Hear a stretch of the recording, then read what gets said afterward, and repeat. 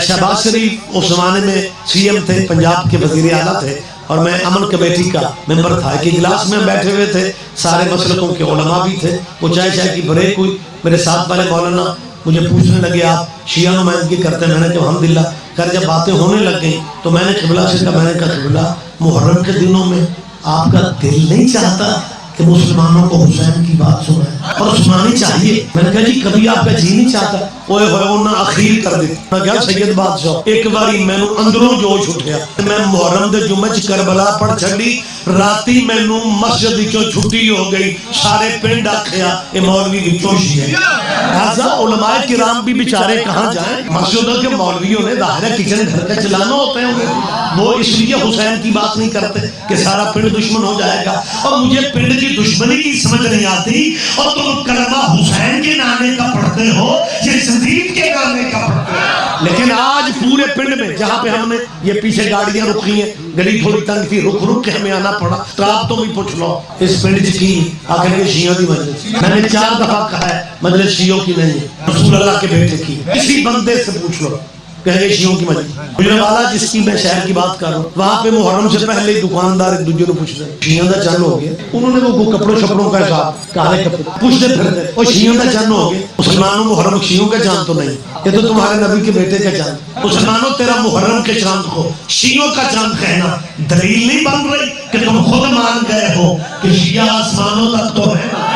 मैंने पहले भी कहा ये शियों का चांद नहीं है, लेकिन अगर आप समझते हैं कि मुहर्रम का चांद शियों का चांद, फिर हमें बाकी मजहबों के चांद भी दिखाए जाए। चांद दिखाना, हमारे घर में सितारे बहुत हैं, लेकिन सर बड़ी अजीब सूरत हाल है। मजलिस हुसैन की होती है, कहेंगे शियों की मजलिस, चांद हुसैन का, शियों का चांद। मातमदारियां होती हैं, मातम हुसैन का होता है, कहेंगे शियों का जुलूस है। मेरी मुसलमानों से अपील है यार कभी इतना सोच लो कि जब लफ्ज़ हुसैन आता है तुम्हारे ज़हन में शिया क्यों आ जाता है? मजलिस हुसैन की जी शियों की, मातम हुसैन का जी शियों का जुलूस। और जब हुसैन का लफ्ज आए तो तुम्हारे जहनों में शिया एक शिया ही आते हैं। मुसलमानों अपनी दुकानों के थड़ों पे बैठ के सोचो, हुसैन जैसा हीरा शियों को देके तुमने अपने पास रखा क्यों?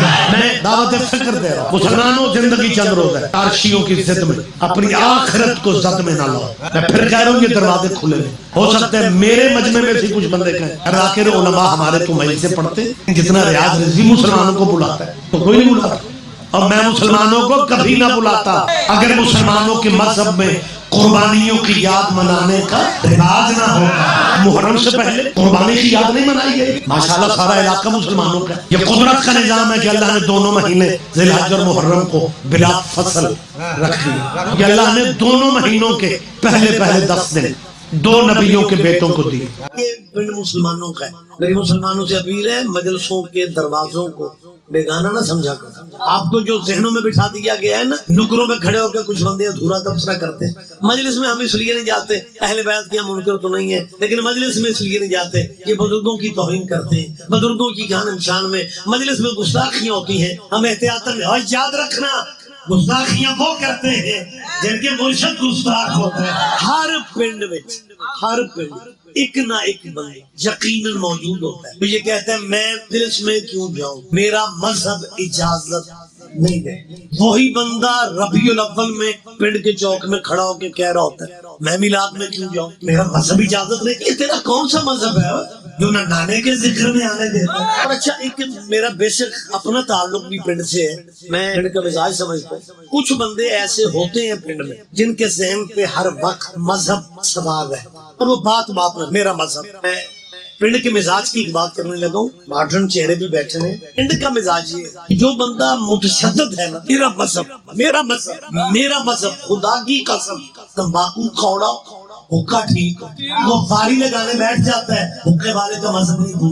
मैं हुक्के पे इकट्ठे हो जाते हो और अपने नबी के बेटों के जिक्र की महफिल में नहीं आते। मेरे मुसलमानों से अपील है जिंदगी का एतबार कोई नहीं, जिद में टाइम जाया ना करो, मजलिसों में आओ, कोई किसी की तौहीन नहीं करो। लेकिन अगर आपकी रिश्तेदारियां, आपकी बिरादरी, आपके दोस्त, उनकी वजह से आप मजलिस में नहीं आते कि कहीं कोई इल्जाम न लग जाए, मजलिस में ना आओ।